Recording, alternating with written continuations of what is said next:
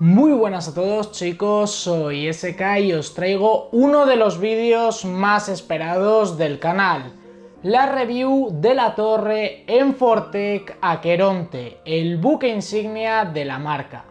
Antes de comenzar, como siempre, recordaros que con el código SK tendréis un 8% de descuento en todo el catálogo de la página web de Enfortec. Una vez dicho esto, comenzamos como siempre por el apartado del unboxing. Como ya nos tiene acostumbrados Enfortec, nos encontraremos ante una caja de cartón con la ilustración del producto y sus principales características. Una vez abierta esta caja, tendremos dentro esta pedazo de torre que es gigante, muy bien protegida tanto con un plástico alrededor como con unas protecciones de algo parecido a poliespam. Además de la propia torre tendremos por supuesto también toda la tornillería, el mando para el RGB y unas bridas, además del manual en forma de una tarjetita con un código QR. Visto el apartado del unboxing, no me quiero enrollar mucho más y vamos a ver cuáles son las principales características de esta torre. Nos encontramos ante una torre de grandes dimensiones. Respecto a su tamaño es de 42,5 por 24 y por 55 centímetros. Todo ello en un peso de algo más de 10 kilos. Este peso se debe a que está construida en acero de 0,6 milímetros y además nos incluye un cristal templado muy generoso. Algo que quiero destacar de la construcción de esta torre es que la tapa trasera, donde tendremos todos los cables y demás, y donde irá la fuente en la parte superior, tiene una pequeña rejilla para que pueda entrar el aire y así poder disipar la fuente de alimentación. Continuando con el tema de la construcción, tendremos un panel frontal muy generoso y que nos traerá un filtro antipolvo. Bajo este panel nos encontraremos ya preinstalados de serie 3 ventiladores ARGB de 140 milímetros. Pero la torre es compatible también con 3 ventiladores de 120 o con 2 de 200 milímetros. Ya os digo que la elección de poner 3 de 140 me parece la adecuada, puesto que estéticamente queda espectacular y además nos va a dar un muy buen flujo de aire. Si en lugar de ventiladores queremos poner una refrigeración líquida, pues podremos poner de 120, de 240, de 280 y de 360 milímetros, por lo cual tenemos una gran capacidad de elección. Si pasamos a la parte superior podremos colocar como máximo 3 ventiladores de 120 también y líquida de hasta 360 milímetros. Que en la build que he utilizado yo he puesto una Atria 360, cuya review tenéis en el canal. En la parte trasera algo que sorprende es que cuenta con 2 ventiladores ya preinstalados de 120 milímetros RGB. En cuanto a refrigeración líquida, en esta parte trasera podremos poner de hasta 240 milímetros. Y por último, en la parte de abajo, en la base, podremos poner varios ventiladores para meterle un chorro de aire a la gráfica y poder bajar un poquito más las temperaturas, aunque realmente con esta torre no va a ser necesario, pero bueno, admite 3 ventiladores de 120 o 2 de 140. Si quisiésemos meter líquida es compatible con 120, 240 y 280 milímetros. Realmente una de 360 parece que cabe, pero por las especificaciones se nos indica que como máximo 280. Supongo que nos indican esto porque tenemos los slots PCI y seguramente no quepa el radiador por el tema de esos slots, pero vamos, quejarse por no poder meter 360 abajo cuando lo podemos meter tanto en el frontal como en la parte de arriba, la verdad es que yo ahí queja no tengo ninguna. Respecto a filtros antipolvo, ya he comentado que en el frontal lo tenemos y también lo tendremos en la parte superior, que está dividido como en dos, y en la parte de abajo. Teniendo en cuenta las capacidades de ventilación de esta torre y el flujo de aire que va a tener, es súper necesario tener los filtros puestos y que nos los traiga de serie, puesto que ya veis que podemos meter un montón de ventiladores y esos ventiladores, al meter aire sobre todo dentro de la torre, está claro que si no hubiese un filtro sería un desastre y se nos llenaría la torre de polvo. Para terminar ya con lo que sería la parte de fuera, el apartado digamos más físico y más de ventilación, comentaros que en su panel frontal podremos conectar nada más y nada menos que 4 USBs, 2 jacks, además de tener los botones de encendido, reset y LED para poder cambiar el modo del RGB con la controladora y demás, que lo vamos a ver un poquito más adelante, Además, por supuesto, de las dos lucecitas LED para el encendido y para el uso del disco duro. Como veis, estando ante una torre tan premium, conexiones no nos van a faltar. Y visto esto, vamos a pasar directamente al interior de la torre para ver qué es lo que nos trae y qué compatibilidad tiene. En primer lugar, respecto a placas base, admite formato ITX, micro ATX, ATX y eATX. Respecto a disipadores de CPU, admite de máximo 19,5 centímetros de alto y respecto a tarjetas gráficas, admite hasta 38,3 centímetros de largo.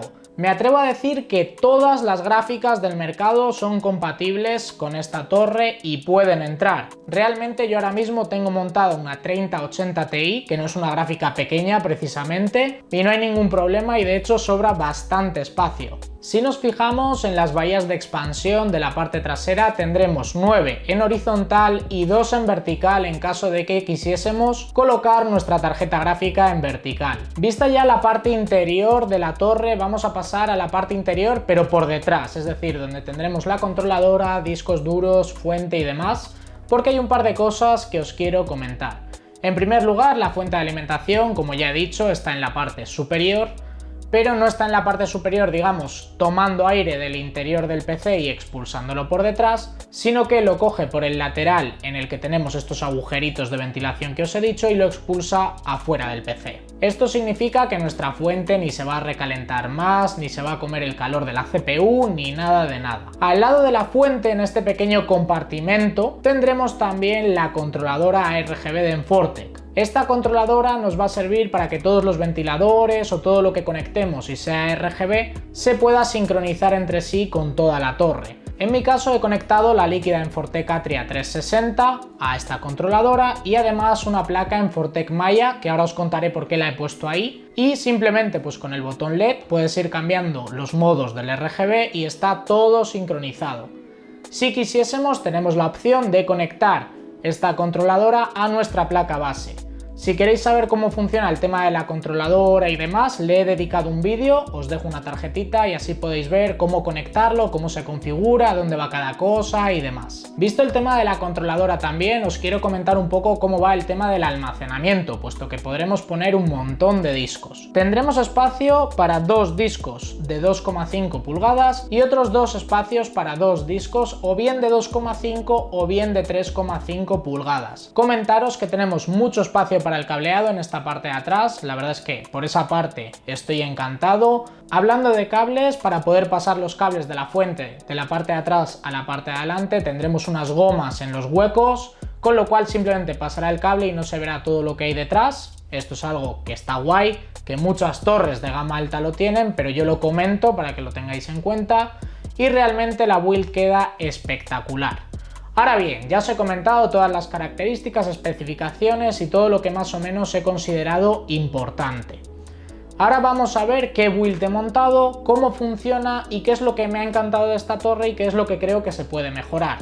La build que he montado se compone de una placa base Z590 Elite AX de Aorus, un procesador Intel Core i9 10900K de 10 núcleos y 20 hilos, 16 GB de RAM de Team Group a 3600 MHz, 2 SSD SATA de 2,5 y un HDD de 3,5, además de que he puesto un M2 de SSD principal que es el Enfortec Alcyon PCI de 512 GB. Respecto a tarjeta gráfica, que supongo que es de lo más interesante, junto con el procesador, una Zotac RTX 3080 Ti, es decir, es una build, como veis, muy top. De hecho, esta build es impresionante para jugar, para hacer streaming y demás, pero lo más importante es que los componentes que he elegido, tanto la 3080 Ti como el 10900K, no son precisamente congeladores, pero sobre todo el 10900K, que lo tengo sin delete y sin nada, tiende a calentarse bastante y por eso he puesto una líquida de 360, aprovechando que tengo esta pedazo de torre gigante y puedo meter incluso 2 o 3 líquidas o una custom si quisiese. Eso ya lo veremos a futuro, que es lo que voy a hacer. Pero vamos, vamos a ver qué tal funciona antes de nada y luego vemos mis conclusiones. Simplemente os voy a dejar de fondo pues un par de gameplays, véase de Fortnite, de Warzone, no sé, de lo que me haya dado por jugar, mientras estoy jugando a Ultra y estoy grabando la pantalla. Como sabéis, hacer streaming o grabar la pantalla mientras estás jugando con unos ajustes muy altos requiere de mucha potencia, tanto del procesador, de la tarjeta gráfica y demás. Y eso va a hacer que el PC se caliente. Como veis, la torre mantiene unas muy buenas temperaturas. He estado en streaming durante 2-3 horas, he estado grabando vídeos, he estado jugando simplemente pues de noche. En ningún momento se ha calentado de más, como es de esperarse viendo este pedazo de monstruo, la verdad. Y estoy muy contento con los resultados. Ahora bien, ¿significa que eso sea todo bueno? Pues realmente no, siempre hay cosas a mejorar. Así que vamos con el apartado final, que son cosas buenas, cosas a mejorar y cosas a tener en cuenta, como siempre. En el apartado de las cosas buenas, su diseño y estética, por supuesto, si te gustan las torres que sean grandes para montar una build top, es ideal. Ya nos trae 5 ventiladores de serie, 3 de 140 y 2 de 120, además por supuesto de que el montaje, siendo una torre tan grande, se hace muy sencillo. En el apartado de las cosas a mejorar sí que hay dos cosas sobre todo que no me han gustado y que creo que se podrían mejorar. La primera de ellas es el compartimento en el que tenemos la controladora y la fuente de alimentación. Este compartimento es de rejilla, es decir, se ve desde el exterior, y me parece que queda un poquito feo que se vean ahí todos los cables y demás. Yo lo he solucionado simplemente poniendo una placa malla delante, así tiene RGB y demás y no se ve todo el cableado. La segunda cosa que creo que se puede mejorar tiene que ver con la controladora RGB. Ya os he dicho que ya nos la trae de serie incluida, que se puede sincronizar con la placa, tiene todo conectado y demás para funcionar, pero como yo necesitaba conectar el ARGB de la placa malla y de la líquida, pues se me ha hecho un poco difícil porque viene pegada, como en todas las torres de Enfortec, pero al estar en el compartimento este para la fuente de alimentación, se hacía un poco difícil acceder a la parte del RGB. ¿Qué es lo que he hecho para solucionarlo? Pues nada, la he despegado, he conectado mis cables y la he vuelto a pegar. Ya os digo que no es algo que realmente sea un problema, pero sí que es verdad que he tardado tiempo porque usan un pegamento bastante potente y me he tardado mis 5 minutos en poder despegarla. Estas dos cosas que he comentado tampoco son para tanto, pero quiero comentar mi experiencia y que así, si la compráis, no os encontréis con esto de nuevas. Ahora bien, cosas a tener en cuenta. 2. El color y el precio. En cuanto a color, la podremos elegir en blanquito, como la versión que tengo yo aquí, o la podemos elegir en negro. Respecto al precio, cuesta aproximadamente unos 200 euros. Sé que es una torre cara, pero también es una torre premium y es una torre muy grande y con muchísimas posibilidades. Ahora bien, si utilizáis mi código de descuento, como sabéis, como siempre tendréis un 8% de descuento en todo el catálogo y esta torre, por supuesto, también está incluida. Así que nada más, chicos, espero que os haya gustado este vídeo. Si es así, dejadme un like, suscribiros si no lo estáis y nos vemos en futuros directos y vídeos. Adiós.